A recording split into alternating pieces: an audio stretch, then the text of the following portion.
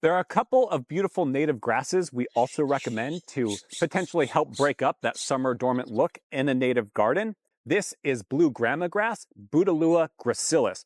And I think this is actually a quite underutilized plant in native gardens because it can be very durable, tough, long-lived, quite low water demanding, in line with what we recommend for our other native plant species, and is just an aesthetic knockout all throughout the warm season with these beautiful flower clusters. This is also sometimes called eyebrow grass. And so it's a great native plant to introduce to a landscape, just sort of how we have it here, along a sidewalk, along a walkway, in a narrow planter area in full sun. Full sun is what it prefers. We often have people ask us what to plant in their narrow parking strip areas between the street and the sidewalk. And this is just a perfect plant for that situation. It's great to group with California native perennials like the penstemons, like the red buckwheat, or to have something that's going to sort of hold the space throughout the year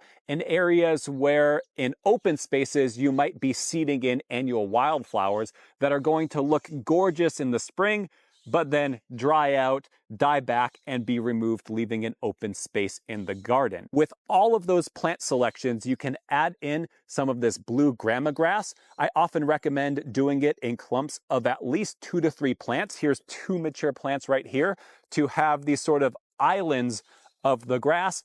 And you can have other stuff that goes up and down throughout the seasons in between. You can also just use this single species as a lovely spot of low water meadow, an area that's going to stay green throughout the summer in any native or water-wise garden.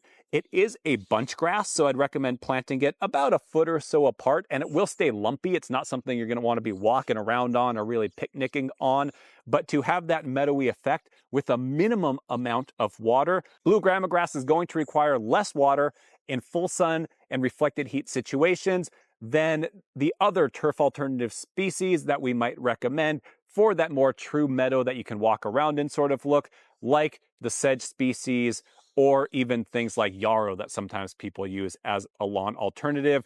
Blue grama grass, really one to consider for a variety of situations.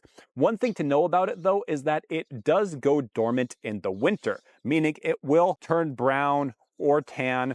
You generally can leave these still attractive flower clusters all throughout that season and just give it a hard cutback with a hedge trimmer or even a string trimmer in the very early spring or late winter, right when you see the first bits of green growth emerging.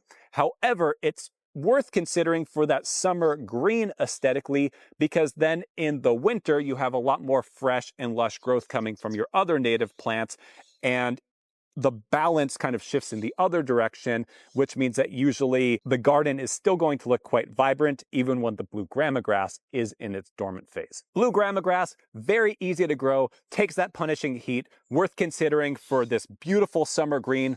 Also an important habitat plant for the skipper butterfly species. It'll bring them to your yard. They're awesome to watch and have around.